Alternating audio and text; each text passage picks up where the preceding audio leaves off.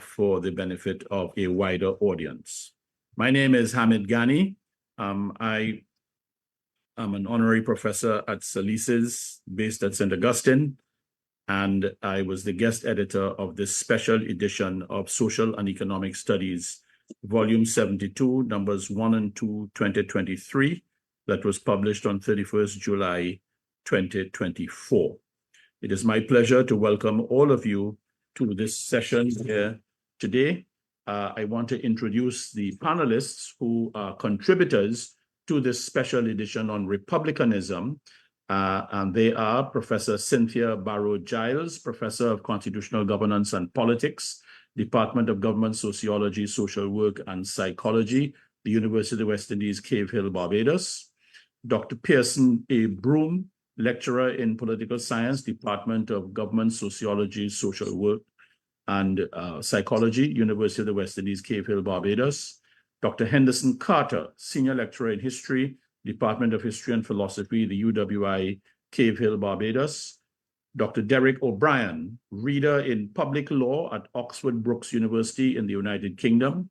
Dr. Alison Ramsey, Lecturer in Cultural Heritage Studies, Department of History, the University of the West Indies, St. Augustine, Trinidad and Tobago. And Mr. Rico Yearwood, Adjunct Lecturer in Law, Faculty of Law, University of the West Indies, Cave Hill, Barbados. I am Hamid Ghani. As I told you, I'm Professor of Constitutional Affairs and Parliamentary Studies and an honorary professor at the Sir Arthur Lewis Institute of Social and Economic Studies, based here at Salises in St. Augustine. The journal is available online from the website www.mona.uwi.edu/SES. And you can access the journal to see the articles that have been prepared by my colleagues. In my introductory remarks, I want to begin by saying that the issue of republicanism has regained traction in the Commonwealth Caribbean after a hiatus of some 43 years between the termination of the Associated Statehood of Dominica in November 1978 and the termination of the monarchical status of Barbados in November 2021. This special issue of Social and Economic Studies is dedicated to the topic of republicanism in the Commonwealth Caribbean. Guyana in 1970 and Trinidad and Tobago in 1976 started the trend, shortly after attaining their independence in 1966 and in 1962, respectively. It seemed as though the momentum for republicanism was present in the 1970s, as three countries removed the authority of Queen Elizabeth II in her personal capacity as Queen of Guyana, Queen of Trinidad and Tobago, and Queen of Dominica in less than a decade, 1970, 1976, and 1978. Another opportunity presented itself in 1979 with the Grenada Revolution led by Maurice Bishop and the New Jewel movement that overthrew the government of Prime Minister Sir Eric Gairy in 1979, and that surprisingly opted to keep Grenada as a monarchy by continuing to recognize Queen Elizabeth II as head of state and Governor General, Sir Paul Scoon as Her Majesty's representative. Bishop and his colleagues stunted the momentum towards republicanism with their tactical blunder. 4 years later, when their People's Revolutionary Government collapsed because of internal feuding and internecine warfare, it was Governor General Sir Paul Scoon who became the chief constitutional figure in the restoration of civilian government out of the ashes of the collapse of the PRG, as he was able to use the reserve powers of the Crown to undertake a host of actions in the name of Her Majesty. Grenada could have been the next Commonwealth Caribbean Republic in the decade of the 1970s, but it was a road that was not traveled by the PRG. In 1979, both St. Lucia in February and St. Vincent and the Grenadines in October became independent monarchies, thereby resuming a trend that started with the independence movement of the 1960s, when Jamaica and Trinidad and Tobago became independent in 1962, followed by Barbados and Guyana in 1966. The Bahamas also became an independent monarchy in 1973 and not a republic. The Republican movement of the 1970s stalled for 4 decades before Barbados picked up the mantle of republicanism in 2021. The road to republicanism was not a straightforward one in Barbados, as the Tom Adams administration had appointed a Constitution Commission in 1978 to examine constitutional reform. Alison Ramsey tells us that in 1979, the Cox Commission recommended the retention of the monarchical system for Barbados. Cynthia Barrow-Giles and Rico Yearwood provide us with an interesting overview of the trials and tribulations of the shift from monarchism to republicanism in the Commonwealth Caribbean. The collection of articles in this special issue has highlighted some key areas of the Republican movement in the Commonwealth Caribbean that have been relatively muted. Derek O'Brien provides a useful analysis of the road to republicanism in the Commonwealth Caribbean that straddles the range from quasi-ceremonial presidencies to hybrid presidential parliamentary republicanism. Alison Ramsey provides an insight into the movement to republicanism in Barbados, as does Henderson Carter. They come at the subject from different perspectives, with Carter using a broad sweep of historical events from the era of emancipation and an analysis of Britain's imperial project to trace the evolution to republicanism in Barbados that located in a particular historical context, and Ramsey examining key historical milestones along the way and analyzing Barbadian republicanism in contemporary events that are quite illuminating. Pearson Broom provides a look into what 21st century constitutional reform should look like in an era of digitization. He makes the connection between constitutional business as usual and the demands of technology and the creation of a new body of rights that now emerge out of technology. Barrow-Giles and Yearwood analyze the constitutional moment that the transition to republicanism in Barbados has presented to the Commonwealth Caribbean. They use the broad backdrop of the independence movement in the region as a juxtaposition for understanding the Republican movement by making selected forays into the political history of various Commonwealth Caribbean countries as a means of highlighting the constitutional challenges that lie ahead. My article is designed to elicit the harsh realities of politics and the presidency in relation to the exercise of powers of the presidency of Trinidad and Tobago. This analysis is conducted through the prism of constitutional interpretation of the relationship between the Prime Minister and the President and its associated controversies. Ladies and gentlemen, that more or less is a synopsis and overview of what we want to talk about this morning. But for a more focused and direct discussion, I will invite my various colleagues who have contributed to this special edition to make a presentation, a brief presentation to you this morning in respect of their particular contributions to the special edition. So I'd now like to invite Professor Cynthia Barrow-Giles and Mr. Rico Yearwood to make their contribution. Cynthia, good morning. Yes, good morning, and thank you, Professor Ghani. I'm just going to speak very briefly. My colleague and I have already decided how we are going to approach the few minutes that we were given to make our presentation. But as Professor Ghani indicated, our paper is really dealing with monarchism to republicanism, that is the route from a monarchical system of government to a republican system of government across the English-speaking Caribbean. And we're looking at the pathways, the progress, and of course, the pitfalls. Now, I think it's important for us to share with our audience that when you take a very quick look at the reports of the various commissions that have been established to look into the question of whether or not the Caribbean should in fact terminate its relationship with the British, that is its constitutional relationship with the British. Certainly, we would see that in the last maybe 30 years or so, and certainly in the last 2 decades, republicanism has in fact been one of the major demands coming out from those reports that we have seen. Just for reference, by way of reference, we have the St. Lucia Constitution Reform Commission, which submitted its report after 5 years of deliberation. Very deep consultation, and it did call for constitutional change to a republic, with the main argument being that a constitutional monarchical system should in fact and ought to be abolished, with a republican constitutional system replacing that previous post-independence relationship. A similar position was held in St. Vincent and the Grenadines, and the only dispute in St. Vincent and the Grenadines really was the manner of selection of the head of state. So I'm happy to hear that, of course, Professor Ghani's paper will look at the relationship between the president and prime ministers, for instance. That republicanism in St. Vincent and the Grenadines was frustrated was in fact due in no small measure, I believe, to the open hostility of the parliamentary opposition to the entire package of reform, and in particular to the mixed method of selection of parliamentary representatives, and of course the method of selection of the president. But to get to our paper, the main thrust of our paper is that constitutionally, the Commonwealth Caribbean is in fact on the cusp of one of its greatest politically transformative periods in the modern era, certainly since the post-independence period. We note in our paper that there have been various amendments to our independent constitutions, but that to date, only 4 Commonwealth Caribbean countries have transitioned to the Republic, with Guyana, Trinidad and Tobago, and of course, Dominica, and more recently, Barbados in 2021.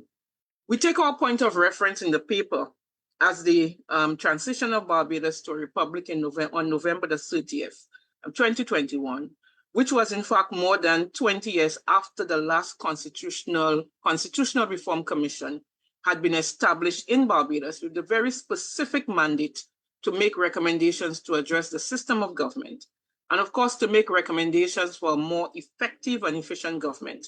All of that was assumed would in fact position Barbados for the future. In 1998, the commission, which was established by the then government, submitted its report, and of course its flagship recommendation was a termination of monarchy in Barbados, in the political order of Barbados, and the suggestion and the recommendation that Barbados should transit to a republic. That of course never took place for a number of reasons. It is not really an open discussion, and so there's a lot of speculation, but certainly what we saw since then, in just a matter of 2-3 years ago, we did see the very swift transition of Barbados to republic. And I say swift because it took place less than 9 months after the Republican Transition Advisory Committee had been established in the country. And that, of course, followed the declaration that Barbados would become a republic on 30th November 2021. For us, that was in fact quite remarkable. It's remarkable for a number of reasons. So we make the case that this seemingly seamless transition was precedent setting in the Caribbean. And of course, it had implications and it had an impact, I would say, across the Caribbean. It in fact set the stage for the other Commonwealth Caribbean countries, the remaining constitutional monarchies, to follow suit. And indeed, it in fact ignited, I would argue, a debate globally, even among more settled Commonwealth realms. Take, for instance, Australia and certainly Canada, just to name those 2 countries. However, we note in our paper that the transition has to be understood within the context of a very special historical moment, a very special constitutional moment, a very special political moment, and these moments are in fact not uniformly replicated everywhere in the Commonwealth Caribbean. In fact, I don't think it is replicated anywhere in the Caribbean. And that is why we have to talk about the pitfalls, the progress, etc., and the hopes of constitutional reform across the rest of the English-speaking Caribbean countries. In our paper, we therefore contend that the different political constitutional context holds the distinct possibility that the remaining monarchies may experience some political and constitutional challenges in effecting the transition. In the article, we therefore explore the unique historical and political circumstances in Barbados leading to the Republican transition. And as Professor Ghani indicated, we contrast those circumstances with the existing circumstances elsewhere in the Commonwealth Caribbean.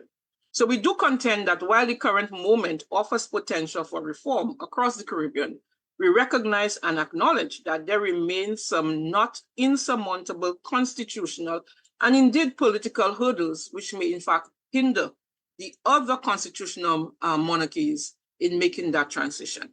And I'll ask Rico to continue. Thank you very much, Professor Borgels. After that excellent synopsis, I'm not even sure that I need to say anything else. But what I would do is amplify on some of the points you made.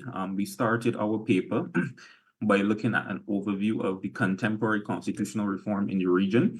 And we found that out of all the processes, the one adopted by Guyana between the years 1999 and 2003 was perhaps the most excellent model we could look at, and is because it transpired within such a cooperative environment, not least because you had a lot of external forces looking on, CARICOM being a prime example, ensuring that the process was seamless because this arose out of severe and deep ethnic and racial tensions in Guyana, and the entire nation and political stability in Guyana was at stake. We also acknowledge that constitutional reform in the region doesn't always benefit from this deliberative or participatory democracy, meaning that is usually undertaken without much public engagement or meaningful public engagement, and this usually results in a lot of consternation about the moral and political authority of such reform. The second section of our paper, we looked at how Commonwealth Caribbean constitutions are sometimes enablers, but also disablers of constitutional reform. And it may sound paradoxical. How can something be an enabler and a disabler at the same time? Enabler in the sense that the Constitution itself, or these constitutions in the Commonwealth Caribbean, allow for them to be altered, but disablers in the sense that there's usually a very high threshold to be met for these constitutional alterations to be made. In most Commonwealth Caribbean states, the Constitution requires either a 2/3 or a 3/4 vote in Parliament, and also the holding of a referendum, which also has to be supported by a simple majority or a supermajority vote as well. And that is a very high threshold. In the Commonwealth Caribbean, we call it constitutional entrenchment, but I prefer the terminology used by Professor Richard Albert Best when he called them constitutional handcuffs. And when you think about it, handcuffs don't absolutely prevent you from moving your hands, but they do restrict you from moving them to a very high degree. And I think it's something similar here. And especially in those countries where you have a referendum, we know that they don't do too well in the Caribbean region. They usually fail. So then that is a possible hurdle for constitutional reform for countries who actually want to transition to Republican status. And we also noted that this constitutional entrenchment is usually compounded by hyper partisanship, where political parties in our adversarial system usually oppose for opposing's sake. And if you need those numerical votes in Parliament and you can't get them, then that also is another potential hurdle for constitutional reform and republicanism in the Caribbean. So what we did, as Professor Barjels alluded to, we basically contrasted Barbados's constitutional context with the others in the Caribbean, and we found that it was relatively easy and simple for Barbados to make that transition, because in Barbados we only need 2/3 majority vote in both houses of Parliament. And considering that the government at the time held majority of the seats, a supermajority in Parliament, that was relatively easy to do. However, you can't necessarily say the same for other constitutional monarchies who intend, or so they have said, to transition to Republican status. For instance, we had the Minister of Legal and Constitutional Affairs from Jamaica. She was commenting on the issue when Jamaicans were calling for Republican transition, and she said that, I quote, unlike Jamaica, they, meaning Barbados, did not require a vote from the people to make that important change in their constitution, because Jamaica is obviously one of the countries where you need a referendum before you can make any constitutional changes of such a nature to facilitate Republican status. And we then look at Barbados setting the stage for what we call a reactivated discourse, constitutional discourse about republicanism. We said that republicanism had to be done in Barbados by the hook or the crook. And we first looked at the fact that the first Constitution Commission, the Cox Commission, in 1977 recommended that we retain our monarchical system because that's what majority of the Barbadian populace wanted. A few years later, however, the climate had considerably changed, and the Ford Commission noted that we should have a Republican system with a native president, and that is because at that point in time, the views of Barbadians had changed and they wanted this Republican system. However, this recommendation, as both Professor Bargels and Professor Gani said, it withered on the vine because it was not implemented. Nothing happened with it. So 7 years later, we had a referendum act which was passed in Barbados to facilitate the holding of a referendum, and the question to be decided or answered is, should we implement the recommendation from the Ford Commission, which is to transition to Republican status? So we had the act passed, but the referendum was never held, and therefore, again, nothing happened. Then a decade later, in 2015, the then Prime Minister announced that Barbados would become a republic in the near future, whatever that meant. But perhaps that was just lip service because, again, nothing was done. And if you were holding your breath at that point in time, you would have surely died. So we then found that the Republican opportunity presented itself to Barbados between 1979 and 2015, and that opportunity was squandered 4 times over. But obviously, we know all of that changed in September 2020, when the government of Barbados, led by Prime Minister Mia Motley, through the throne speech, announced that Barbados would become a republic the following year for independence. And this announcement sent shockwaves not just throughout the region, but the entire world, because like Professor Gani alluded to at the beginning, since this is an announcement that was made more than 40 years after a Caribbean country had delinked itself from the British monarchy. But as Professor Gani alluded to, this process that Barbados, even though it was swift, the process did not escape criticism. There were some criticisms about not setting up the Constitution Commission and about not first consulting the public to consider whether or when the Republican transition should occur. But Prime Minister Motley defended the government's position by stating that since the Ford Commission and the former administrations had previously given their blessing for Barbados to become a republic, any further deliberation was otiose or unnecessary. The government also set up this Republican Status Transition Advisory Committee, which was to help plan and manage the transition to Barbados, from a monarchical to Republican system.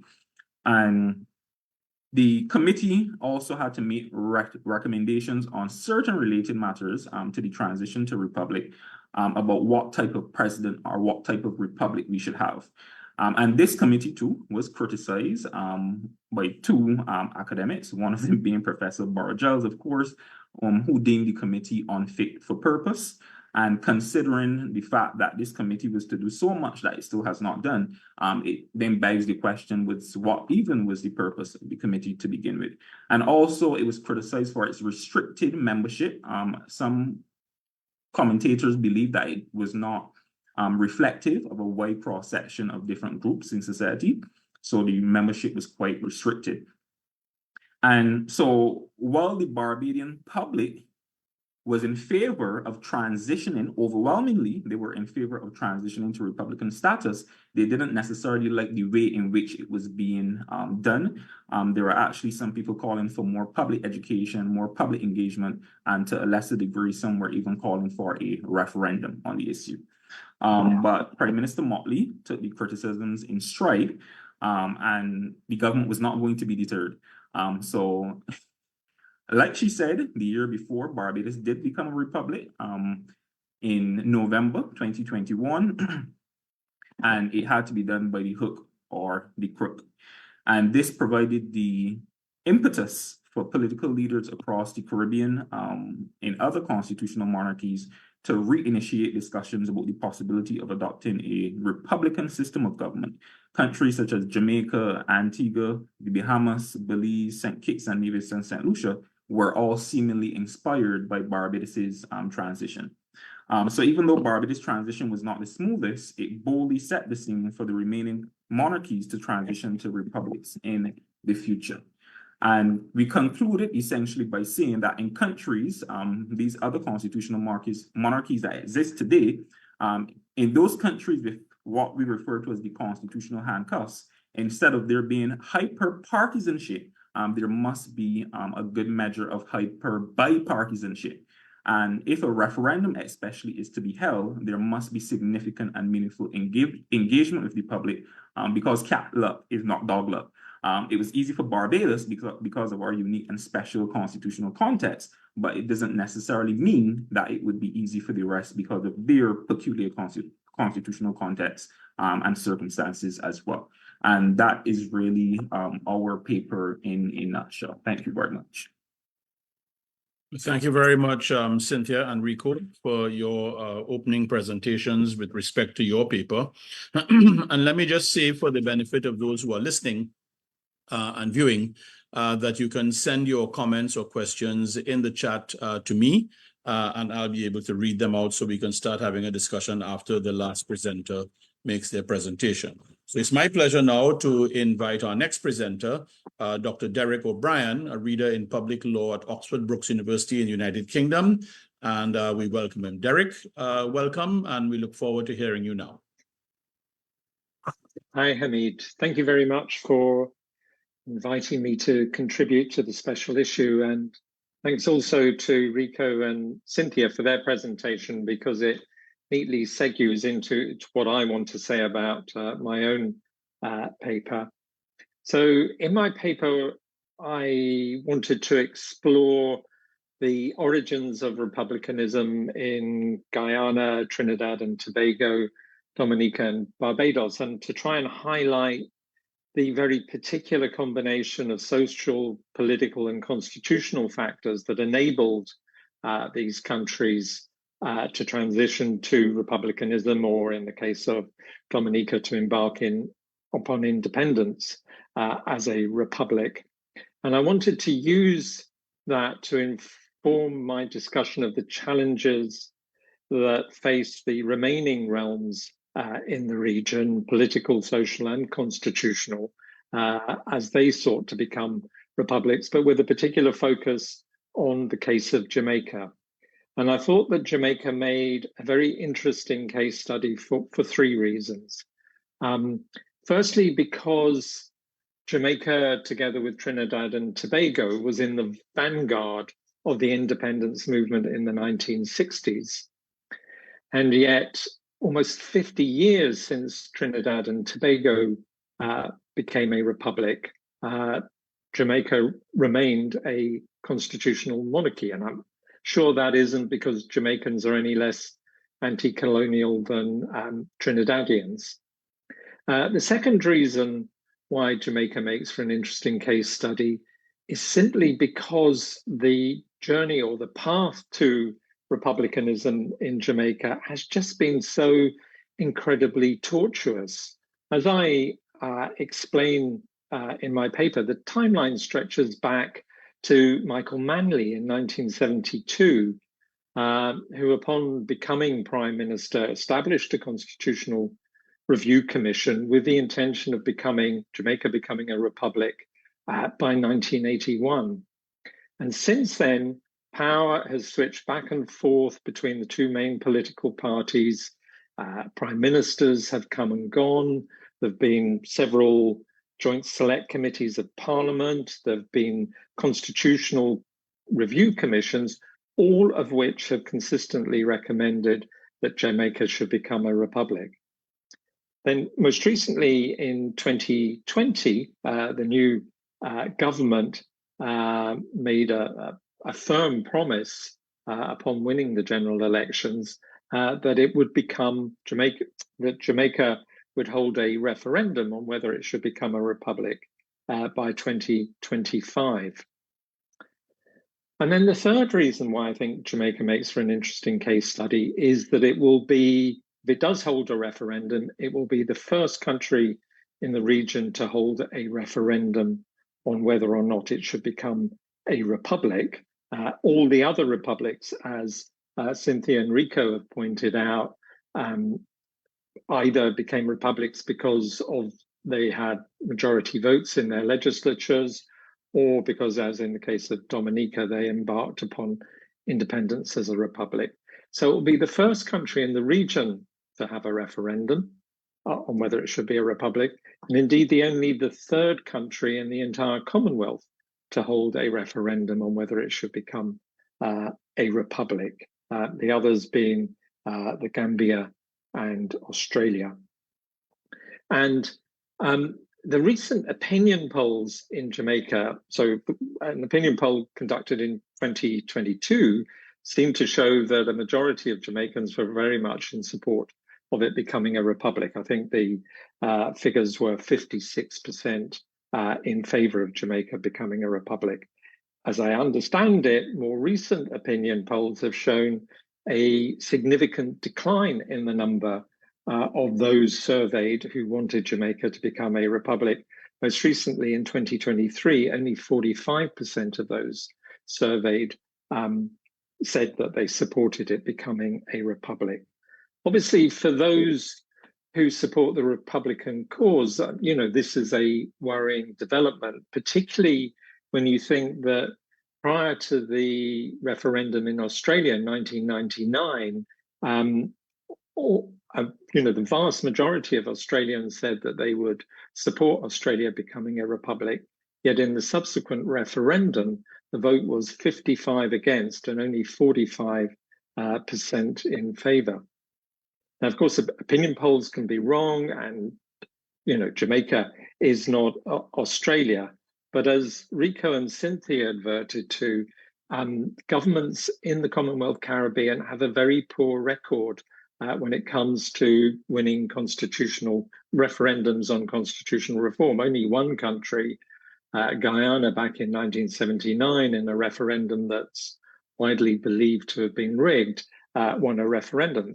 In every other constitutional referendum that's taken place since independence, the government has lost.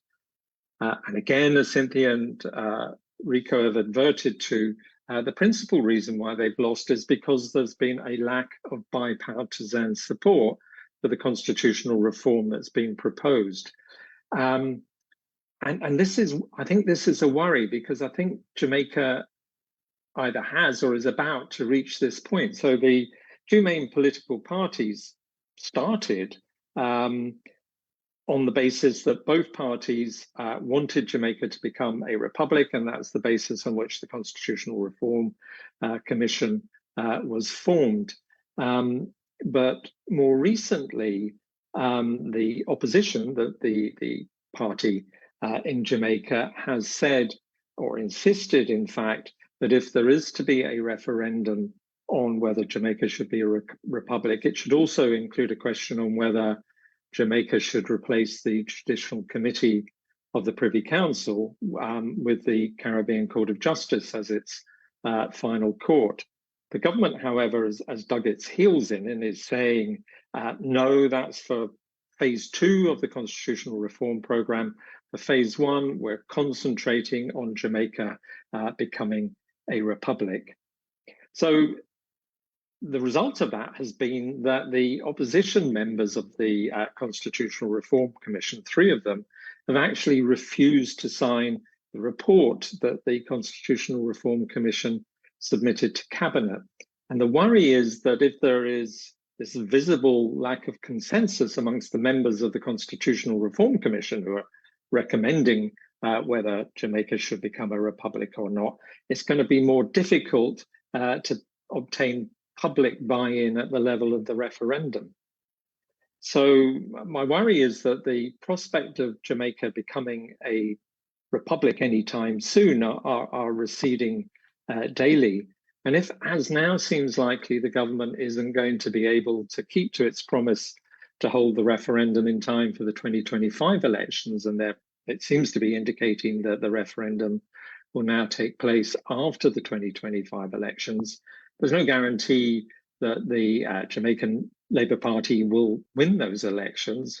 And we're now in a position where we don't know when or even if Jamaica will become a republic, which I would say is a profound disappointment to the other realms in the region that were looking to Jamaica to take the lead in becoming a republic via referendum, just as it took the lead in becoming an independent country back in 1962. So, sorry, that in essence is the nub of my paper. Thank you. Thank you very much, Derek, for your presentation. And I'll just remind our audience that you can send your comments and questions in the chat to me so that I can read the questions out when we get to that stage of our proceedings. So I want now to invite Dr. Henderson Carter, Senior Lecturer in History at the Department of History and Philosophy, University of the West Indies, Cave Hill in Barbados. Dr. Carter. Thank you, Professor Ghani, and good morning, everyone. My paper is entitled 55 Years in the Doldrums, Barbados's Protracted Move to Republicanism. And in the paper, I sought to answer that question as to why it took so long for Barbados to move to that Republican status, especially in the light of the fact that Barbados economically was doing pretty well after the 1960s. It had some very strong prime ministers, people like Errol Barrow, Grantley Adams, Tom Adams rather, Owen Arthur, Fernando Stewart. And I wanted to find out what are the reasons for this long delay, over 55 years before we reach that status. And I said that I would go back to the imperial project.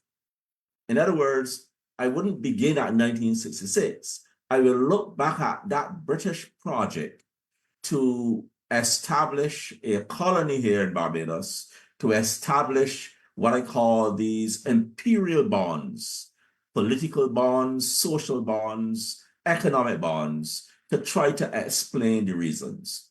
And I came up with 4 reasons. The first is that the delay in Republican status occurred because of the strong colonial and imperial bonds here in Barbados, and of course in other countries as well. For example, nearly every 5 years, we had what we call imperial visits from the Queen.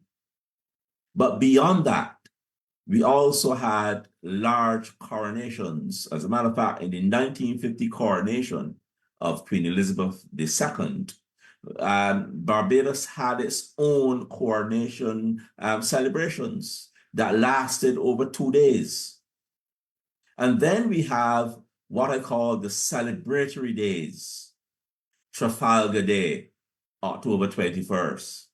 Empire Day, May 24th. Guy Fawkes Day, November 5th. Even a Peacemakers Day.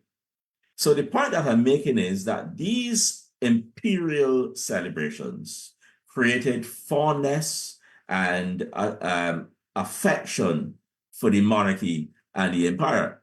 But that even after these celebrations were ended in 1966 by Errol Barrow, that the fondness for empire still continued. The fondness for the Queen still continued. So that in February 1966, when Queen Elizabeth came here to open the East Coast Highway, there were thousands of people who descended on Belle Plaine, that section of the northeast coast of Barbados, to watch the Queen open that highway. So my first point in the presentation in the paper was that if you want to explain the delay in going to republicanism, you have to look at the strength of those colonial bonds. The second point relates to the exercise of British power at the moment of independence. That is in around June, July 1966. Barrow went up to Britain to take the case to the colonial office, but he was not in any position to move towards a full break. As a matter of fact, Barrow was required to come back to Barbados and hold a general election to get a mandate, even before the British government considered his independence bill. So that is why a general election was held in November 1966, just about 20 or so days before independence was conceived. In addition to that, when the British recognized that the Barbados flag will still contain some symbols, some British symbols like the broken trident, the members of Parliament were very happy with the fact that Barbados was retaining some of these British symbols. And I want to quote Edward Duncan, a member of Parliament for Taunton. He says, on November 30th, that flag comes down, and comes down forever, meaning the British flag, to be replaced by another, the design of which we have all seen, and which happily preserves a sentimental link with Great Britain, preserves that sentimental link. In addition, and quite curiously, at the moment of independence, the Barbados police force was renamed, not that, renamed the Royal Barbados Police Force, as if to suggest that this British tag, this British influence would still continue after 1966. And of course, the Queen was kept as the head of state here in Barbados. So the point I'm making, therefore, that at independence, Barra was not in any strong position to break totally with Britain, and therefore it suggests the exercise of British power at the moment of independence. My third point relates to what happened in Barbados at independence and, of course, after. Now, for about 13 months, from 1965 to 1966, there was considerable pushback here in Barbados to the idea of independence alone. Many of the political parties opposed that idea. They wanted independence as a federation. Barra took the view that he would go to independence alone and lost two of his prominent cabinet members. Not only that, but the white community in Barbados and several other persons came out supporting disagreeing with Barra's position about independence alone. Some people wanted independence, the crown, the British crown, to remain forever. And of course, there was some migration out of Barbados to places like Australia and New Zealand because of this political storm. And of course, after 1966, you see more pushback so that the Cox Commission could report that Barbados was not ready to remove the Queen as head of state. And of course, that pushback was also seen with the attempted or the debate over Lord Nelson and the fact that people were calling for Nelson's removal from the 1970s throughout the 1980s. So that pushback was important. Pushback at the time of independence, pushback at the time after independence. The fourth point that I raise in the essay has to do with what I call Motley's decisive leadership. And Motley is riding on a political crest. There's a 30-love defeat of the Democratic Labour Party in 2018.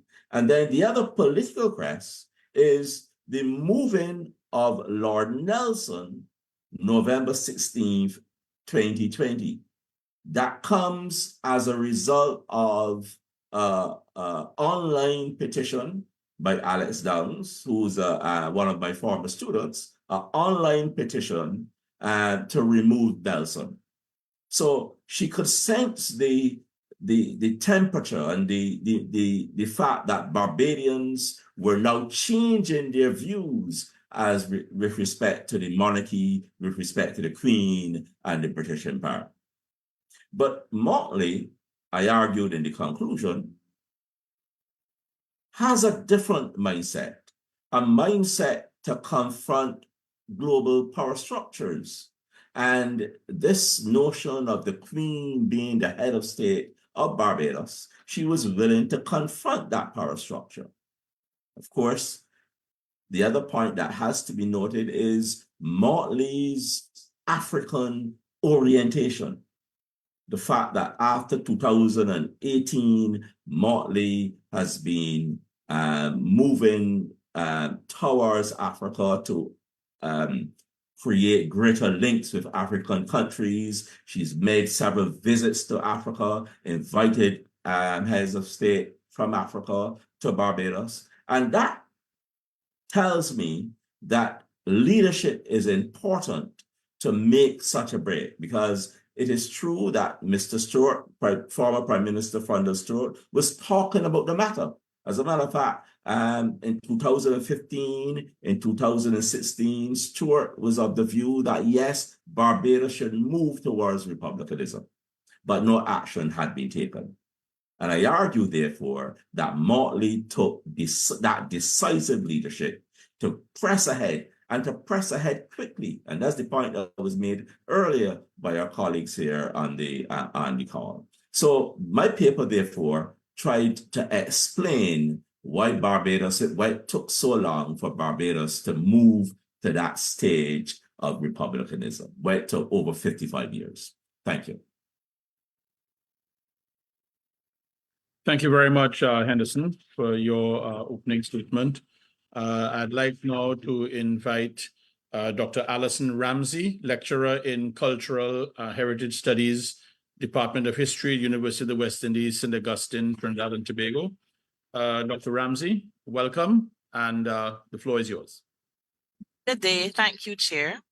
My article is entitled From Little England to a Republic, The Journey of Barbados, and it seeks to chronicle Barbados' journey to a republican status, highlighting the final events and debates leading up to Barbados cutting colonial ties with Queen Elizabeth II as head of state, and the declaration of the Republic and installation of the first president of Barbados, Dame Sandra Mason, as the head of state in 2021.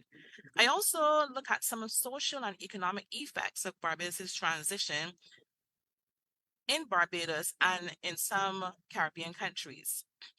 Firstly, I seek to offer some historical context and chronology in discussing this journey to becoming a republic, arguing that this did not take place just in 1966 when the country became independent, or in 2021 when the country was declared a republic. Rather, this struggle for freedom and independence started from the 17th century when Barbadians were under colonial rule. And from inception, at various moments in time, the people of Barbados sought to change their colonial relationship, as evidenced through various acts of resistance. In examining the 20th century attempts to transition to republicanism, I note the importance of the 1978 Cox Commission, named after its chair, Semencia Cox. And this commission would have concluded that Barbados was not yet ready for this transition. And this contrasted with the conclusion of the Ford Commission, named after its chair, Sir Henry Ford, in 1998, that said Republican status was the direction to go. We had several prime ministers in the 20th and 21st century, discussing whether or not we should go towards this under the Tom Adams administration, under the Owen Arthur administration, and under the Fundell Stewart administration. Eventually, in 2021, it was announced that Barbados would become a republic, and this is a feat achieved under Barbados' first female Prime Minister, Mia Mottley. And I also thought at the time it was going to be important to capture some of the perspectives of Barbadians through debates that circulated at the time on traditional and social media as to whether, for example, a referendum should be held about the timing of the transition, about the lack of or not enough public education about what it means to become a republic, and the avid discussions on the choice of Independence Day, November 30th, to also be the day for this transition of a republic. Now, it's also important to note that the declaration of the Republic and installation of the president also took place in our UNESCO World Heritage Site, Historic Bridgetown, its garrison. The Independence Day Parade happened at the Garrison Savannah, and now the Republic transition happened in Bridgetown at National Heroes Square.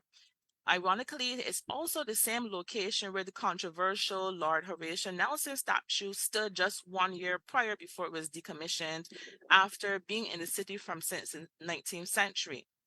In this article, I also examine some of the social and economic effects of this transition to republicanism in the island, such as the Royal Barbados Police Force being renamed Barbados Police Force, the imperial honors being replaced with a range of Barbadian honors, such as the Freedom of Barbados, which would be former knighthoods, and the Order of the Republic, formerly the Companion of Honor. But of course, even though we've had some changes, some things have remained the same. For example, if we look at our place names, some of them that commemorate royalty continue to exist, such as Prince William Henry Street, Queen's Park, Queen Elizabeth Hospital, King George V Park. Now, of course, changes such as political status would raise the question of whose heritage and what history is being preserved. And of course, the erasure of remnants of colonial rule is not the solution to grappling with the effects of colonialism into the 21st century, but it's part of the history and contested heritage of Barbados and England that both nations will have to continue to navigate. I also examined a little bit about how did this have a regional impact relating to Barbados becoming a republic. And it also generated some reactions in other Caribbean territories, such as Antigua and Barbuda, the Bahamas, Belize, and Jamaica. And this was a bit different in terms of what was happening in the 1970s when Dominica, Guyana, and Trinidad and Tobago became republics. Perhaps it has to do with the timing of the transition of Barbados and the current worldview on the relevance of the monarchy, as well in terms of these debates about whether or not we should cut our ties and whether more of this will happen in the region. At the time as well, several government ministers in the region renewed their call to reparations as well. I conclude in this paper that Barbados becoming independent was an essential first step in attaining decolonization, and becoming a republic is another part of this process. It represents a very important part of how the nation continues to break shackles from being Britain's first Black slave society to becoming the first country in the Caribbean to achieve republican status in the 21st century. And of course, both independence and republicanism are important elements in continuing to build nationhood and Barbadian identity as the country continues to navigate its colonial past, this post-colonial world, and the era of globalization. Thank you. Thank you very much, Alison, for your opening presentation. I'd now like to invite Dr. Pearson Broom. And just before I do that, just to say that the chat is closed at the moment, and it will be opened after the last presenter, who is Dr. Broom, because that's when we go to the question and answer session.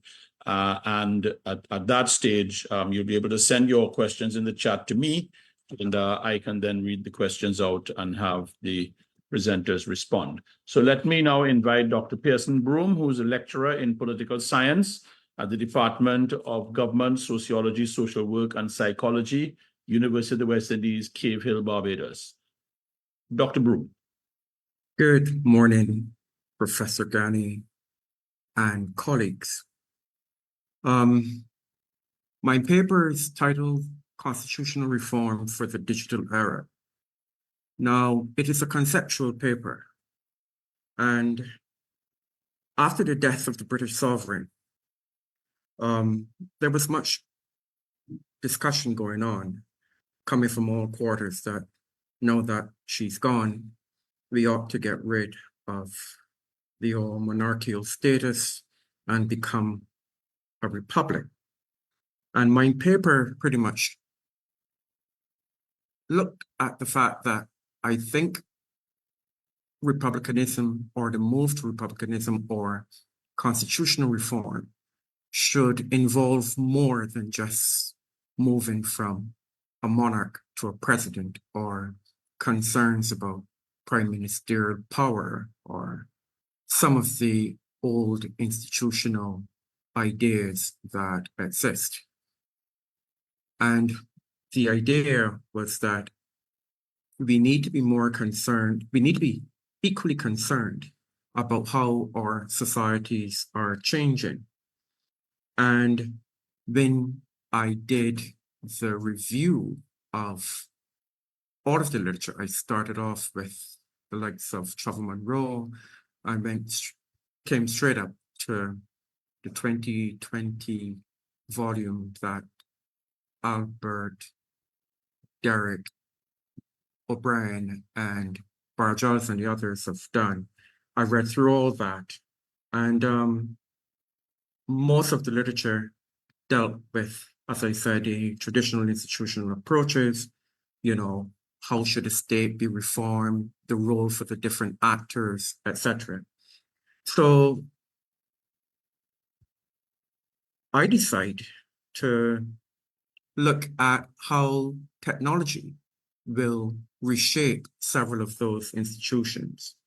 And I'm concerned, for example, about technology and constitutional reform, primarily because there are those who believe that such ideas are engaging in futurology, that in some cases, they're not totally relevant to the argument of constitutional reform.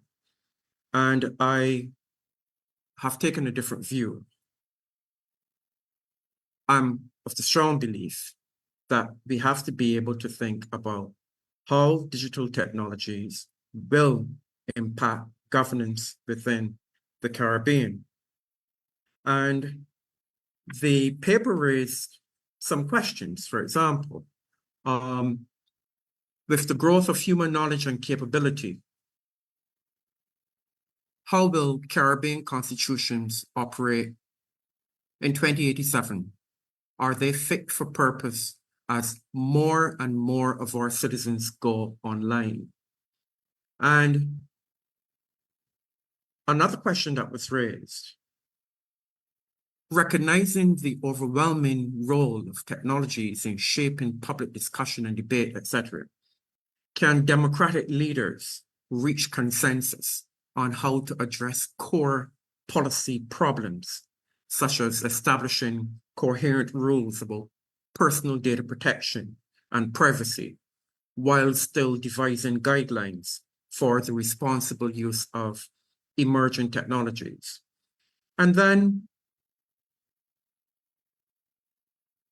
in a world of surveillance and psychographic manipulation, now, when I mention psychographic manipulation, that would be persons taking information and repurposing it for their own, let's say, political use, to be able to put out there to encourage others as to how they're going to try to encourage or influence how they should think about a particular issue. So the paper, for example, is invoking those involving constitutional reform to start to think about how the different mechanisms of the state will have to respond to information and communication technologies in a digital era. And with so many of our Caribbean persons disengaged from the quote-unquote analog world, the paper pretty much argues for a cyberspace corollary, where we have to now start thinking about how are we going to be able to manage that cyberspace world.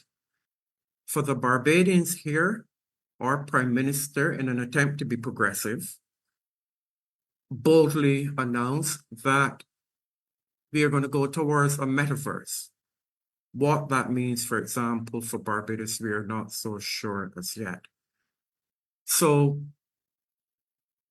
it's something that, if she's serious about it, and I'm told that the Ministry of Foreign Affairs is supposed to be working on it, what does that mean? will there be a constitution, since Barbados will be the first country in the metaverse for the metaverse? So the paper, for example, looked at use, for example, the approach of digital constitutionalization, where to a large extent, the idea behind it is that we have to be able to think about how our constitution is being reformed, or what are some of the challenges that it will have to undergo as digital technologies take greater root within the society.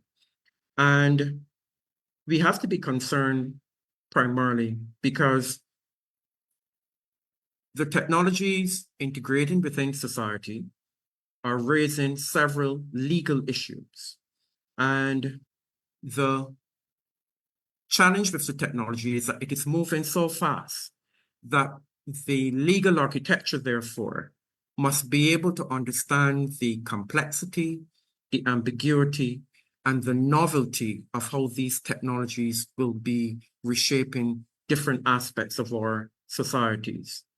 So I use figurative language with the Constitution as a lighthouse to signal to policy planners and constitutional reformers to be mindful of how technological development is taking place is emerging within Caribbean society, and how these technologies will force a reformatting of how we think about constitutional reform. So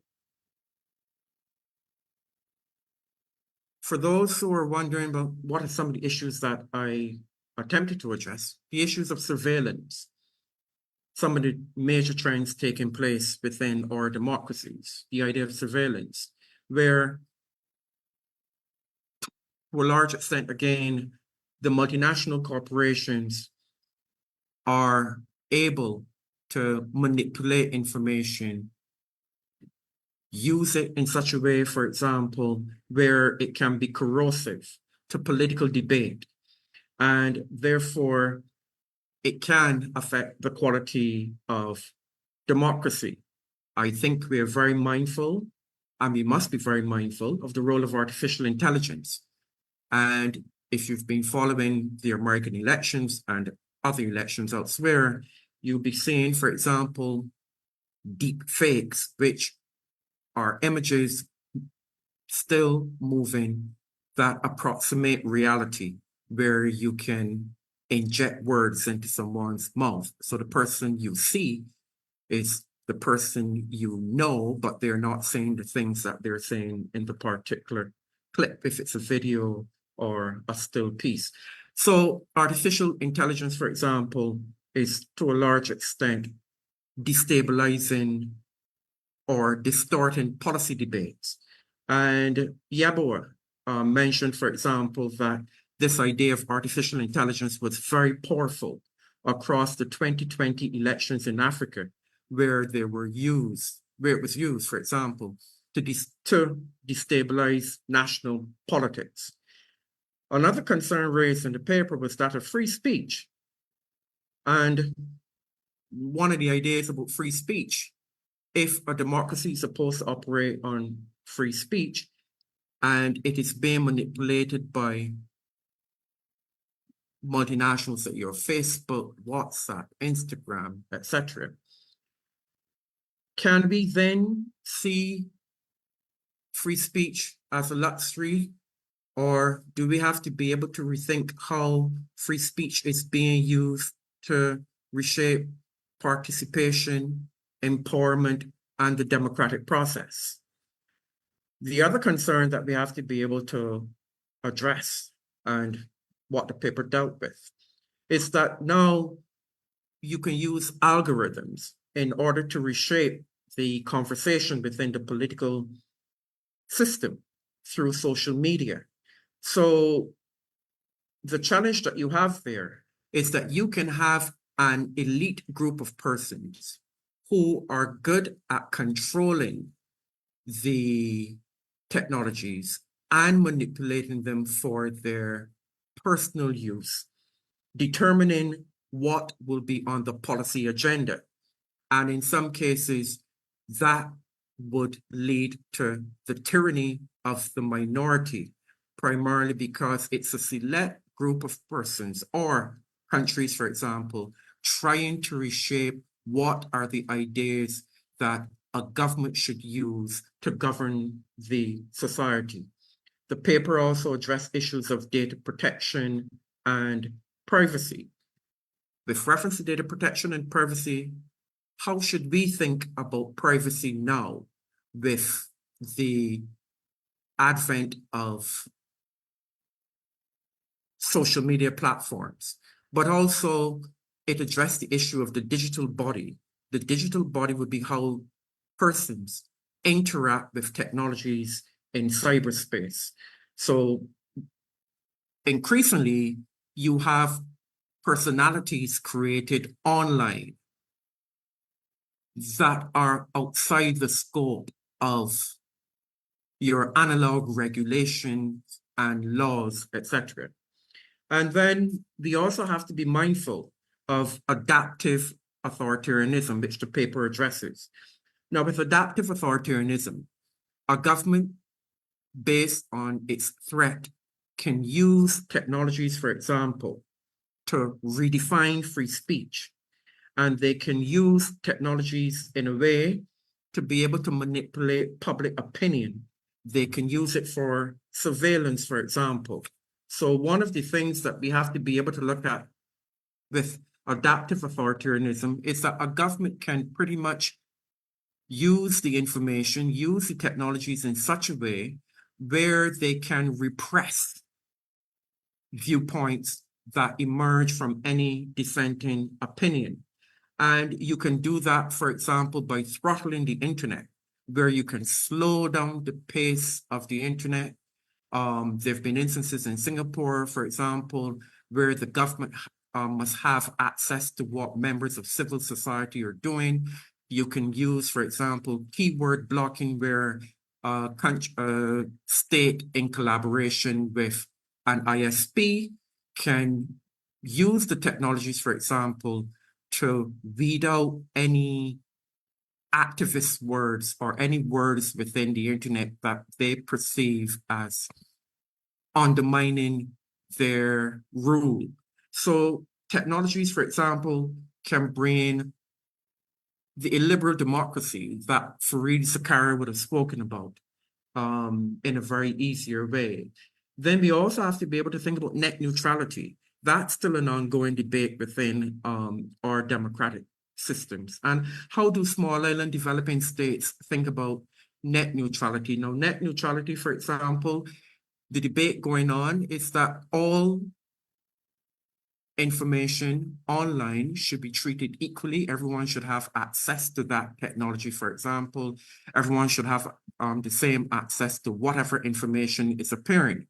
But large service providers are against it. So you're asking, so what does that mean for me? Well, to a large extent, what can happen is that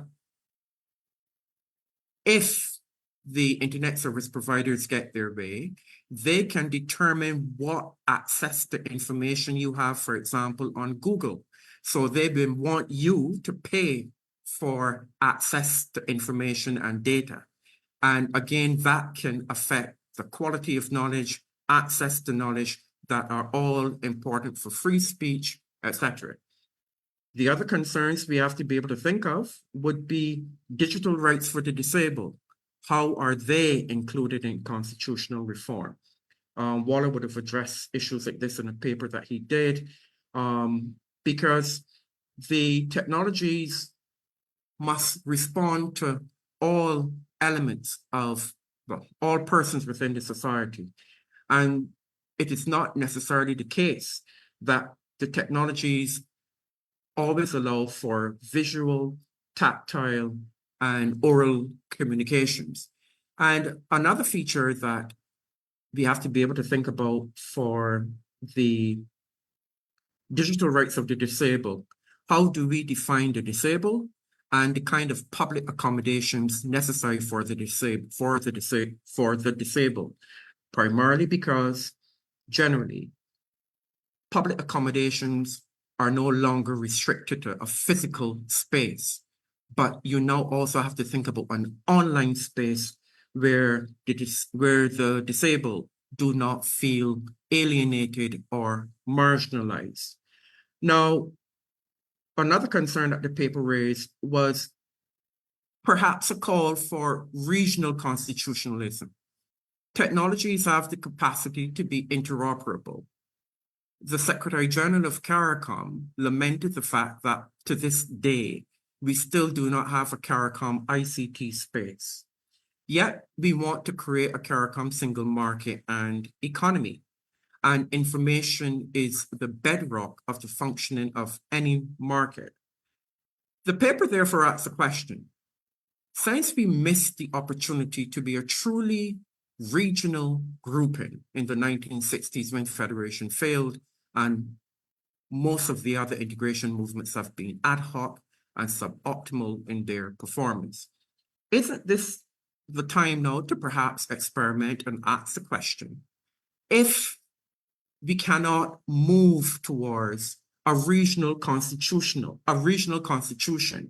recognizing that this CARICOM single market and economy has been elusive throughout the whole integration movement. So it raises that question about looking at this regional constitution. And a regional constitution because the African Union also had proposed the creation of an international constitutional court for the protection of the right to democracy, recognizing that throughout the Caribbean, our democracies have not performed the way how they should. Isn't this an idea that we should take on board with reference to having a more concerted approach to how we protect democracy, how we enhance democracy, and if we're truly interested in regional integration and we did write a CARICOM Charter for Civil Society, how best can we integrate all of these facets into a regional constitution? So it placed that idea out there. And then we also have to start thinking, we've heard a lot about e-voting. So the paper addressed the issue about how should we think about e-voting going forward? Should we consider it as important? And if so, what are some of the considerations that we need to think of? Now, e-voting has emerged primarily because you've heard members of the diaspora constantly argue they should be allowed to vote. They're Barbadians, they're Trinidadians, Jamaicans, etc. They should be allowed to participate in their country. So how do we conceptualize e-voting within our society? Now, one of the things that we have to be able to think of is that there are those who would argue, well, do you need a constitution for that? Why not just have legislation, for example, as what we're trying to do in Barbados with cybersecurity legislation, or some adjunct piece of legislation to address these issues? The challenge with this is that they never work well, they perform in a very ad hoc way, and they're often not well crafted. So we need more fundamental approaches to how we deal with issues of digital rights online, issues of e-voting, how is sovereignty going to be impacted? How are we going to deal with unregulated artificial intelligence and what it could mean for our democracy, etc. And the paper concludes with the idea that governments, in embracing constitutional reform, must subject themselves to digital constitutionalization and the impact it will have on some of the key principles of constitutional reform, like sovereignty, freedom, equality, choice, participation. And again, I use the figurative language of the lighthouse, that the constitutions, when they're rewritten, must serve as a lighthouse to the future to determine how our societies will emerge. And they must be flexible enough to understand the challenges that will emerge and how they, if they can preempt some of those challenges, how best to address them. And listening to the panel today, constitutional reform has always been fraught with difficulty. And the constitutional reform efforts, for example, have not lived up to expectations in terms of after the reports have been written. So the paper ends with a kind of a catharsis, recognizing then that constitutional reform is so difficult to achieve, and what to include and what to exclude is so problematic, tenuous, contentious, etc. Why not then use artificial intelligence with ChatGPT to write the perfect constitution? And that's pretty much how my paper went. Thanks very much. Thank you very much, Pearson, for your presentation. So, colleagues and those of you who are online looking at this, we can start getting your questions now. The chat was disabled during the period of presentations. You can send your questions in the chat to me, and I will then relay the questions to participants so that they can then begin to answer some of the questions that we have. So while I'm waiting for some questions to come in, is there anything that anyone wants to engage among us as presenters in respect of the presentations this morning? And I'm throwing it open to all of the participants here. Is there any particular issue that came out from all that you've heard this morning that you would like to flag for some kind of further discussion? Derek, I see your hand up.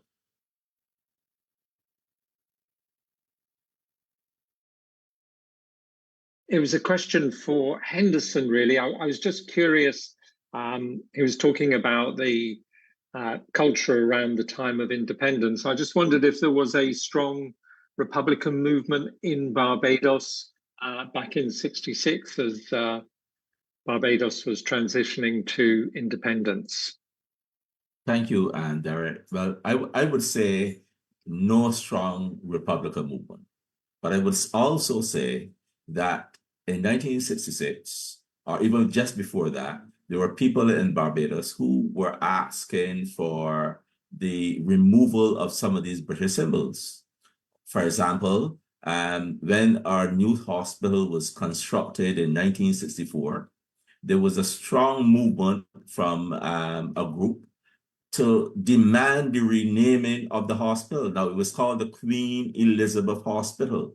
This is 1964. And there was a group who came out and said, look, why call this the Queen Elizabeth Hospital? Okay. So I would say, therefore, that there wasn't a strong Republican movement at that time. But I would also make the point that that cleavage towards the British monarch delayed the process even further. That cleavage, that point of the celebratory days having an impact on people delayed that process, so that in 1979 we were still not ready for republicanism. Now, there's another point that I want to raise, and it comes out of the presentation by Allison about having republicanism, but yet you leave what we call the symbols and the place names intact. Okay? And the question is, why rename only certain places? Now, in 2021, Government House was renamed State House. Okay? And of course, our Governor General, that term was removed, and we replaced the Governor General with the President. But there were a lot of place names, British place names, that were still kept. Names like Queen Mary Road, Buckingham Road, Prince Alfred Street, George Street, King George V Memorial Park, even Scottish names. Now, I think that it would be total madness to replace all of those names, because Barbados would be unrecognizable. And that really points to the extent of the British colonial project. So that you move all of those place names from Britain, you imprint those names on Barbados, so that it's very, very difficult to remove. My suggestion to deal with that problem is to move towards incremental renaming. So let's say you build a new school, you name it after a Barbadian, or you build a new road, you rename it after a Barbadian. But to remove even the lion at Gun Hill, and to remove all of those names, Barbados will become unrecognizable. I don't think that is practical at this time, okay? But I think the central area, the central issue was the removal of the Queen as head of state, because between 1966 and 2021, politicians who were being sworn in swore allegiance to Queen Elizabeth II. And that some people found was detestable. Okay, thank you, Henderson. I have a question that's come in on the chat, so I'll read it out. And the question is, two conceptions of republicanism are evident in the presentations. One, Pearson Broom used a conception of republicanism anchored on the sovereign of the people, where the people's voice matter in decision-making. Two, other presenters used the concept of republicanism anchored on the idea of moving the monarch as head of state.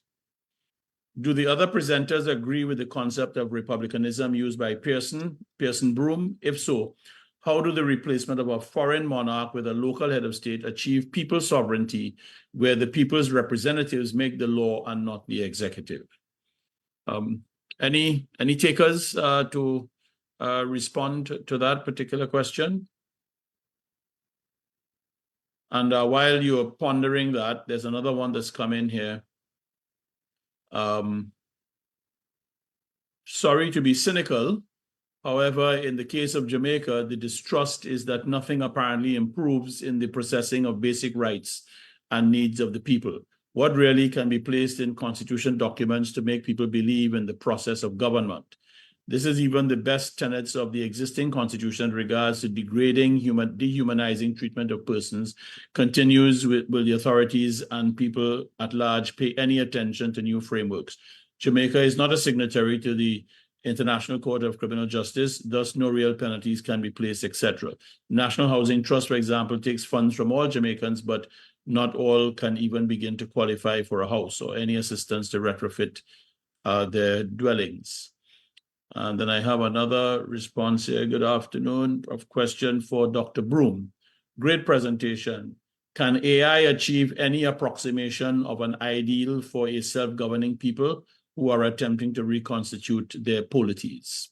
Right, so we have three issues before us.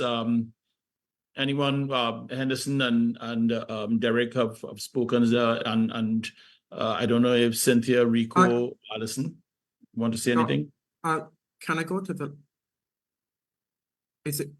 should I go to the last question? Well, no one has stepped forward, so if you're going to step forward, yes, let's do it. Right, so when I spoke about AI for the writing of the Constitution, I was pretty much being cynical, because we've been at this process now of constitutional reform, constitutional reports being written, persons going up and down the length of the Caribbean trying to understand what the Constitution should involve, what they want to see in it. And therefore, since we are now using AI for everything, it seems, the cynical question would be, let's see what it can do to resolve some of these some of these challenges that are emerging with reference to how best should governance be conducted and understood within the Caribbean. But I wouldn't be so naive to see it as the end all and be all of how a constitution ought to be crafted. But I just threw it out there to pretty much say to everyone, well, well, if you want to get rid of all of this fuss, let's see what it should be like. With reference to the first one, with sovereignty of the people, the technologies are leading to sovereignty of the people. The voices are coming via the technology, social media. The technologies are contradictory in a way. They can empower, but they can also disempower. And therefore, if we're going to have constitutional reform, we have to be able to look at some of the formal structures of governance. Does the Prime Minister really have as much people when social media hits the road? And we've seen that we've seen prime ministers in the Caribbean having to recapitulate on some of their policies when the groundswell from social media emerged, and they had to reshape policies, refine policies. During COVID, for example, we saw the people making it very difficult for coherent policies to be framed regarding how COVID should be treated, what sort of healthcare policies should be put in place. So the idea, and why I use an institutionalist theory perspective, is that institutionalism allows you to not only look at the formal institutions of governance, but you also have to be able to think about the quality of the environment that exists, the normative values of the people. What are their views? And the views of the persons now are being reshaped more by foreign influences than ever before, because information is at their fingertips on every single device. And unless we are able to marry those institutional arrangements and the institutional environment to understand how democracy is being changed, then we are not going to be able to craft constitutions that are going to be durable for any length of time. I'll give you an example. Once upon a time, electoral fraud at the ballot box was committed with voting, etc. Now you have you must be able to think of electoral fraud with disinformation, where at the ballot box, persons are gaining information that will affect the integrity of the ballot. So a lot is changing around us, and most of it is an uncontrolled role, unregulated role of technologies in the society, impacting on how the society is being governed. Okay, thank you, Pearson. Any other colleagues want to come in? Issues of trust in the process, the issue of laws and other things. Henderson, your hand is up. Yeah, you want to go ahead? Yeah, thanks, Professor Gann. I want to respond to the first question. And the way I see it is different stages of constitutional development. The first stage, in my view, is to remove the monarch as head of state from our Caribbean countries. That's the first stage. The second stage is what Pearson is referring to, power to the people. But even at that stage, we have to be very careful because we don't want anarchy as well. So we have to carefully study and that issue of social media, because, you know, for example, people on social media are very knowledgeable, and some people also spread a lot of false news. So we need to have a conversation about social media and its influence and how we could move in the direction of more power to the people. So I just want to say that that is the second stage of our constitutional development. Okay, Cynthia, your hand is up. Want to go ahead? Yes. Thank you very much. I want to respond to the question which is in the chat right here. It's a quite involved question. I don't think in relation to, and my response to the question is like this. I don't think in relation to the presentations prior to Dr. Broom's presentation, I don't think that the presenters, and certainly not me, and certainly not Rico, I don't think any one of us were looked at republicanism as merely something which requires the shift from monarchical system to a more republican system. I think maybe because we are concerned with the moment right now and the response of people to the moment and the trajectory and the path that's going to be developed, our papers took a particular direction. But it's very clear, and certainly where I'm concerned, that you cannot speak about constitutional reform, the larger question of constitutional reform, because merely talking about republicanism is just one component, a small but important component of wider constitutional reform. And that when we speak about constitutional reform, certainly, to me, key or core to the issue of constitutional reform is how you place people at the center. To that extent, therefore, I would support Dr. Broom in his discussion of how you can, you can embrace more people by way of, social media, etc., into the Constitution. I would really like to hear some more about digital constitutionalism as against what I heard in the presentation. But I think it's important. Secondly, the second aspect of this question, and Henderson, I sort of disagree with you. I don't think that necessarily is a discrete approach to constitutional development or reform. I don't think that one, you have to remove the monarch in order for us to get the people more involved. So for me, it is not that you do this first and then you do the other. No. For me, constitutional reform, whether or not we in fact remove the monarch from our existing political form, requires that we place people at the center.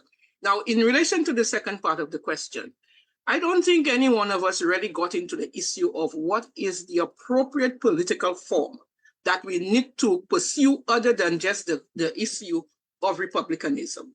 And so that we know that there are different types of republican forms. We know that in the main, what we have seen in the Commonwealth Caribbean is that we have pursued a parliamentary political form, so that essentially we have made little adjustments to our existing political institutions. There has been some talk about the move of some Caribbean countries to a presidential political form, and there are consequences in relation to that. So I was very intrigued, and unfortunately, Professor Ghani, you'll have to excuse me, but I was very intrigued when you spoke about, very briefly, the reference to your paper where you would have discerned and looked at more closely the relationship between the president and, in fact, the elected representatives. So I think for us to get to the issue of the second part of this question, how would the replacement of a foreign monarch with a local head of state achieve people's sovereignty, whether people's representatives make the law or not the executive? We have to get into a discussion, wider, broader, deeper discussion of what is the appropriate political model for the Commonwealth Caribbean states.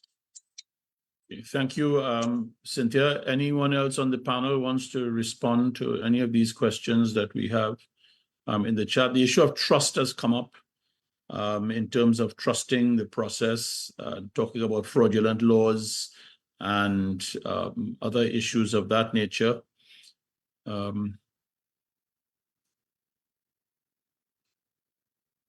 Any other of the presenters want to address any of these questions that have been raised here by some of the persons in the chat? The most recent one I got is people are not interested in the general discussion and only want to live or hold a food, etc. They vote to get governments not to bother them choosing the lesser of evils. They say your game is academics, sports, or politics. Mine is have my dance hall music playing anytime, every place. So we're getting some various responses here. But I think one of the things that is coming through from the questions that I'm seeing, the issue about trust, is there that issue of trust between governments and the people, and to what extent is that impacting on the whole republicanism movement? Because it's obvious that there's been a long hiatus between Dominica in 1978 and Barbados in 2021, and we haven't seen much else going on. And as Derek was pointing out, Jamaica is in a kind of stalemate situation with the opposition whose votes are required in a parliamentary vote demanding that the CCJ be included in a bill to amend the constitution to make the country a republic, and the government not adopting that particular position. And of course, we are into an election year, the final year of a 5-year term in Jamaica. in respect of when an election is due. So Derek, I know you spoke a little bit about the question of the referendum not likely to be held before general election is held. You want to just develop that point a little more?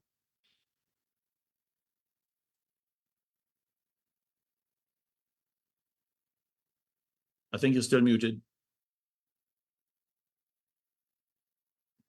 When this process started in 2020, it looked like the government had the wind in its sails, and there was a growing anti-monarchical sentiment across the region. There was Black Lives Matter. There were those disastrous royal tours. There was the toppling of the Colston statute in Bristol. There was the demonization of Meghan Markle. So everything seemed to point to this. Jamaica would perhaps be the first country in the region to hold a successful constitutional referendum. And it's just fascinating to me where it's all gone wrong. And I've tried, faithfully to read the minutes of the meetings of all of the Constitutional Reform Committee meetings, and it's very easy just to get lost in the weeds of it. And but it's also amazing that to me that perhaps it was the PNP, if we go back to Michael Manley, that was the most Republican party, has ended up. It looks as though they're now going to throw the spanner in the works by insisting on linking the CCJ issue with the issue of Jamaica becoming a republic. And I don't know. I'm the outsider. I mean, if there's anybody here from Jamaica who has some inside knowledge, but all the indicators to me are that the issue might well get kicked into the long grass yet again. And can I just say something about the issue of trust, Hamid, which was raised?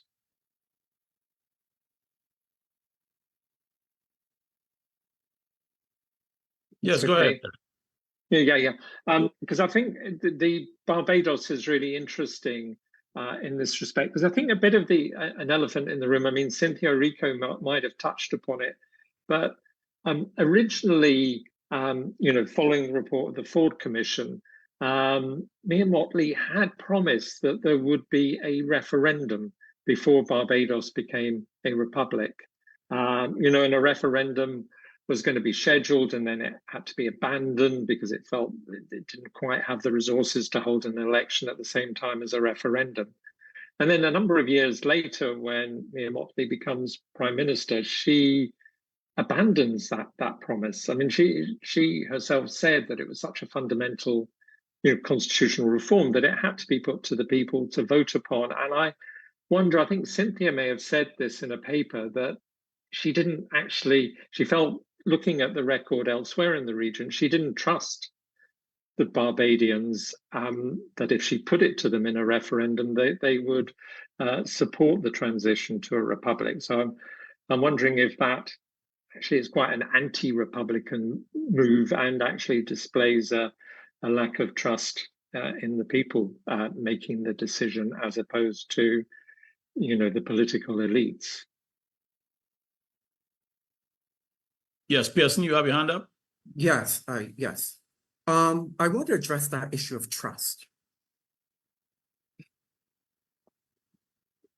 The role of technologies in our society pretty much have created a lot of cynicism, and rightfully so. I'm going to address trust as a normative issue, shaping the environment of democratic accountability and transparency, etc. We recently had a leak or hack of a major institution in Barbados, and a range of personal data has gone into the dark web, a place no one really wants to go to. We've had several leaks of major institutions within Barbados where personal information was leaked. These kinds of disruptions, for example, they lead to reputational damage, and they lead to the breakdown of trust within the institutions that are appointed to govern us. And that is why we must be very mindful that in constructing or repurposing our institutions to serve the people, they function as they should. Now, the amount, for example, our voters list went viral. The Barbados Revenue Authority was hacked. The Queen Elizabeth Hospital, for example, was hacked, and several other government agencies. So you were there asking the question, so what? In an age of artificial intelligence, for example, where persons are repurposing information to influence voters, to influence society, to influence in society, for example, and how to think about issues, that is an assault on the integrity of any democracy. Currently, for example, why we have to be able to think about this technology and issues of trust, we have now employed social media influencers, political strategists, political consultants, for example, all, for example, to be used, quote unquote, in the democratic process. For what reason? What is the intent behind it? We have now to look at our media, where to a large extent, in some cases, we can't go back to old editions of the newspapers because they've been denied. We're seeing the use of chatbots, which are robots, for example, geared towards disseminating information within in the public to shape public opinion, to give the illusion of popularity that the policies are being adopted by government, for example, are correct. And therefore, for those who want to massage their egos that everything is correct, they're then making decisions based on the collation of this kind of information online, that what they're doing is correct, and therefore proclaiming policy by fiat and acting by fiat. This is not the way how a democracy should be administered. Professor Giles spoke to the kind of political model necessary, for example. I raised the issue about regional constitutionalism. Since we missed the moment with the federation, isn't it possible to think of Caribbean governance as a model for the region? Since I can recall being in CARICOM, and we spent a lot of time crafting that Caribbean Charter of Civil Society. How can that be incorporated within our national constitutions? Should we be thinking about national constitutions at all? If we're moving from the monarch to the republic, is it still necessary of national constitutions? And if technologies are undermining sovereignty, should we not be working more in concert as a region? That's dealt with in the paper. But trust is being eroded every day in our democracies with how things are being done. In the traditional forms of the media, print, radio, and now with social media. The debates are going on in social media. Should we have a conversation about social media? Not necessarily. We know what is to be done, how to think about it. Do we want to? Thank you, Pearson. Comment coming in here. After Vibes Cartel being released by the Privy Council, people are renewed in the view Sorry, that there is no justice in Jamaica. The Crown will give a fairer review. So that's a comment coming in on the chat. Anyone want to address the issue with regard to going on this issue of trust, or do you want to go into some other issues that have been raised here. I have another comment. Yes. Hamid, I really want to speak to the issue of, I think both Derek and Dr. Broom has been alluding and talking about it quite frontally. And that is the issue of participatory constitutionalism. Yes, I think that all of us, and certainly people who are supporters of democracy, and I'm not talking about those counterfeit Democrats that they have out there, but those of us who are genuinely concerned about democracy and people's participation, we need to focus on the extent to which when we talk about constitutional reform, it is in fact associated with participatory constitutionalism.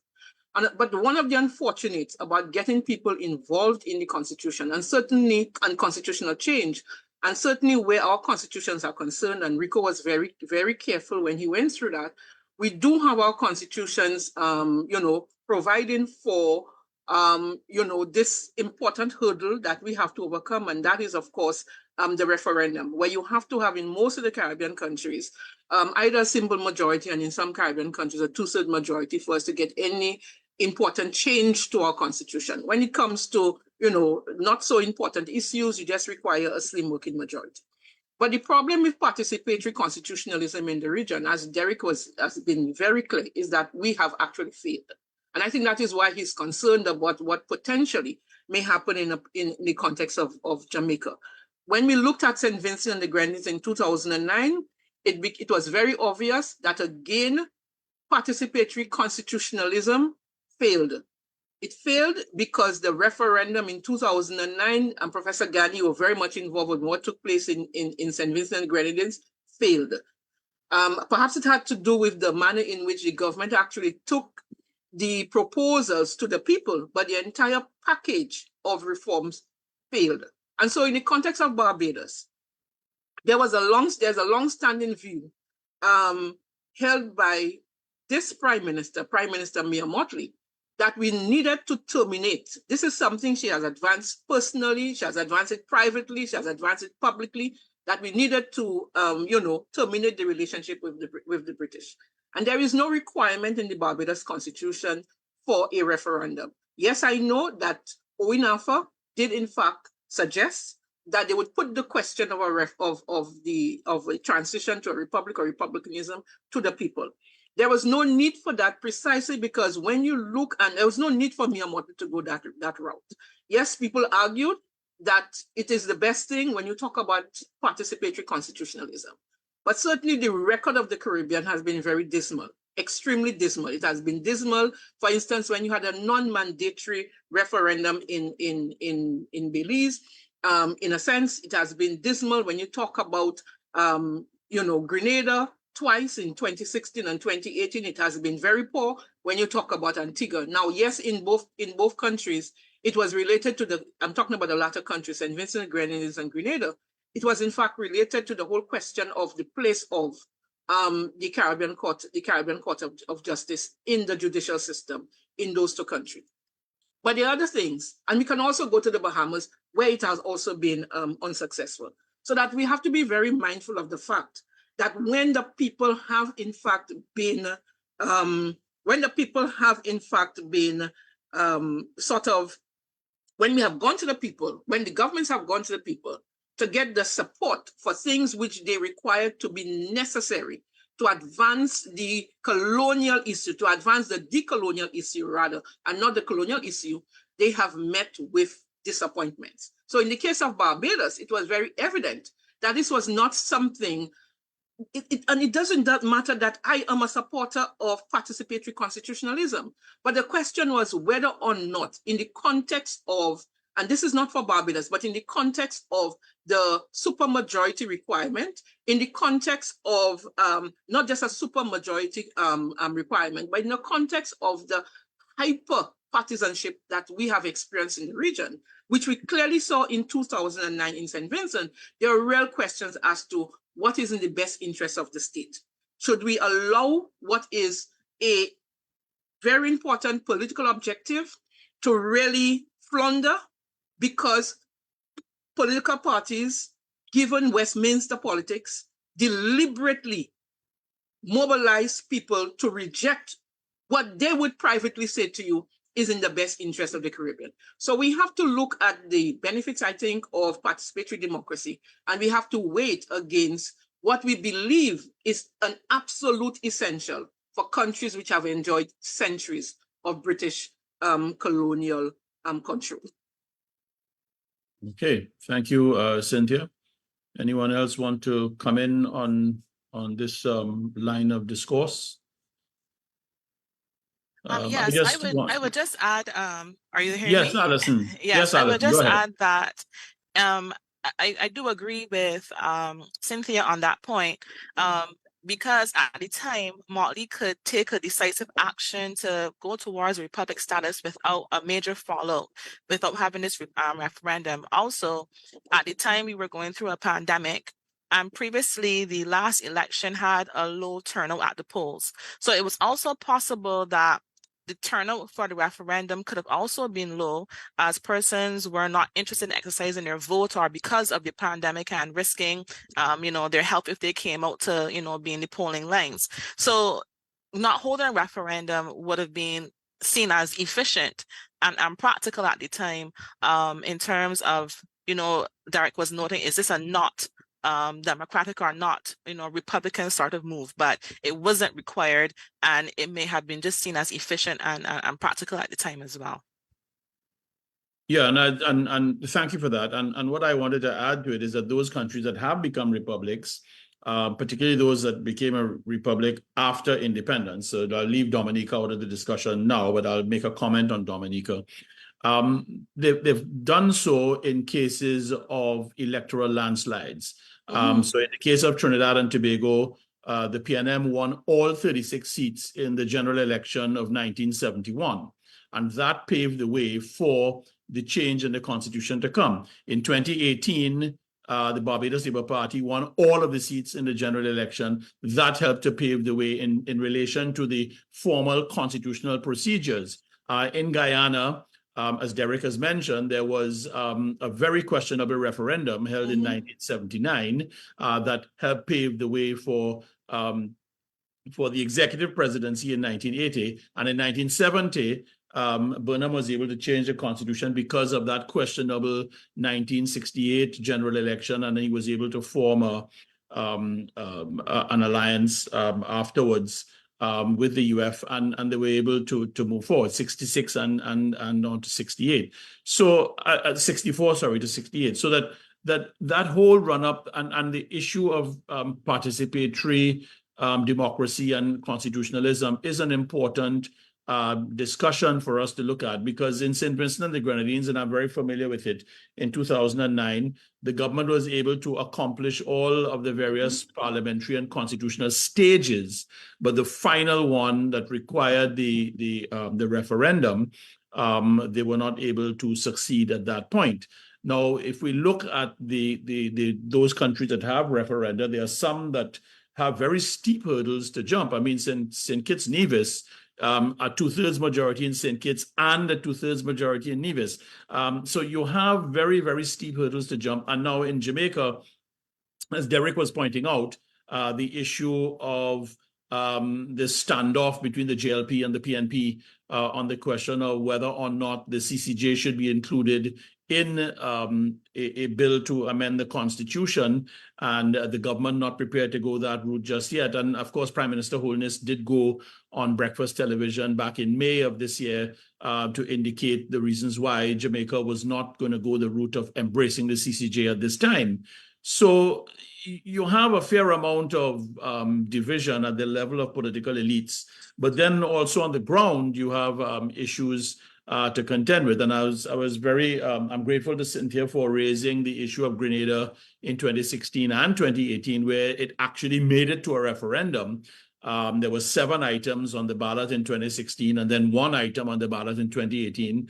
And Antigua and Barbuda held their referendum on the same day as Grenada in 2018 with the same issue on the ballot. And the electorate, there was very low turnout, about 30% or so. And of those who bothered to turn out, a majority of that minority voted no. So that it does raise an issue. And I think this is a very important point to look at, the question of participatory democracy in relation to these kinds of constitutional reforms that you want to accomplish, and the low level of engagement. And when we look at what has happened with those countries that have gone on to become republics, the situation with regard to the huge sweep of electoral victories in the case of Barbados and Trinidad and Tobago, and then of course the questionable one in Guyana. And then I come to make the comment on Dominica. It was as a result of the highly contentious independence movement process, whereby the opposition, led by Eugenia Charles, was the one who proposed republicanism. And in the context of negotiating a settlement and all of the parties, there was a special envoy sent out from the colonial office, the Commonwealth office, to go and meet the parties in Dominica, and a special report was prepared afterwards. So it was a very difficult situation in Dominica. It was not immediate political consensus on the issue, but they arrived at republicanism that would come into force in time for the termination of association in November of 1978. So I think that this issue of participatory democracy is a very important one, and I'm grateful to Cynthia for articulating it further in our discussions here. Yeah, Pearson, you have your hand up. You want to say something here? Go ahead. Yes, I agree with this idea of participatory democracy. I do. Well, to some extent. But let's be realistic here. I'm going to bring the elephant in the room, Dr. Carter. Was Barbados really ready for a republic? We went to republic, nobody never told me anything. That's one. We went to a republic during COVID. It was a low-hanging fruit. It was a low-hanging fruit. And therefore, we had a situation where pretty much we woke up and we were told we were moving towards a republic. No major discussion, unless I didn't hear it, unless I was probably mute. I didn't hear any of that. We just moved to this republic, incomplete. And then there was a whole barrage of conflict behind. Do we have the constitution to serve the republic, etc.? It was almost an incomplete decision by fiat.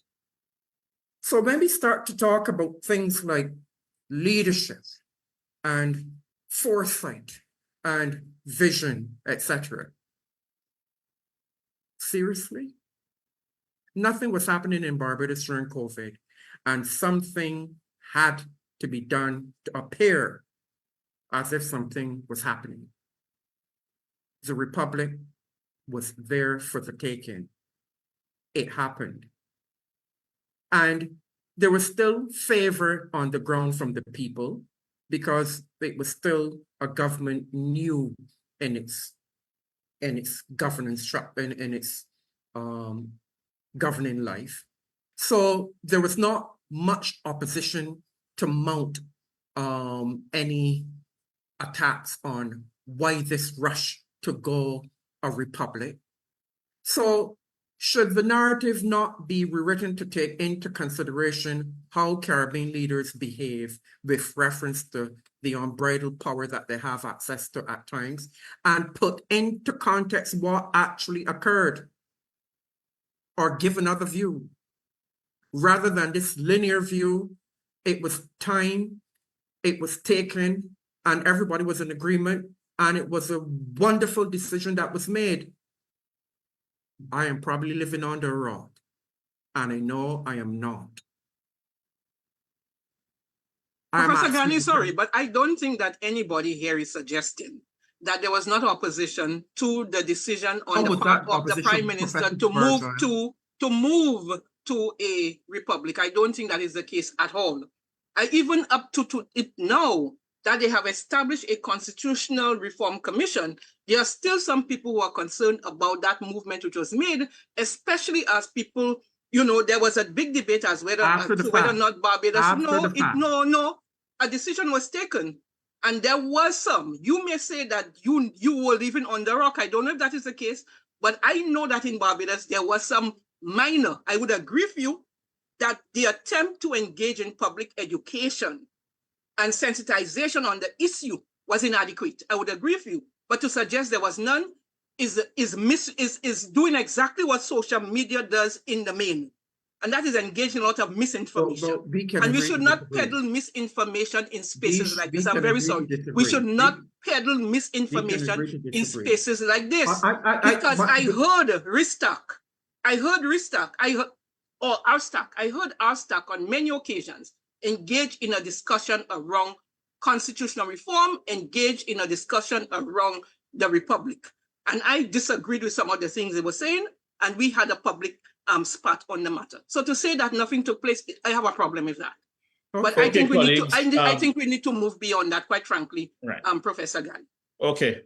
All right, colleagues. Well, 1 o'clock has come upon us, and that is the appointed time when we have to bring the discussion to a close. So let me just, in making some closing remarks here, thank all of the participants for coming. We obviously started off in a very muted and slow kind of way, and we built up towards the crescendo that we have reached, and we obviously have hit a very powerful part of this discussion, which I might add is going to continue on Monday morning, the 14th of October, between 6 and 6:30 a.m. on CBC television in Barbados on their morning program, Morning Barbados, between 6 and 6:30 a.m. Barbados time. So I imagine that this debate is going to continue, and it's a very healthy debate that we are having. In closing, I also just want to thank all of those who took the time to log on to listen to us, who are presenters and who were contributors to this special edition of the journal Social and Economic Studies, volume 72, numbers 1 and 2.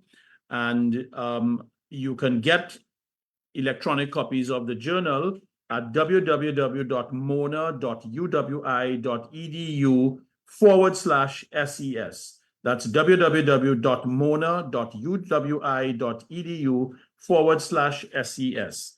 I want to thank UWITV for being involved with helping with this production. I also want to thank CBC Television in Barbados for putting this out on their YouTube channel live as we were on here today. And just to once again thank all of those who were involved with this production, Miss Mary Suen at Mona at Sir Arthur Lewis Institute, the editor of the Journal of Social and Economic Studies. I want to thank all of the staff at Salises at Mona for their support in making this event come to pass.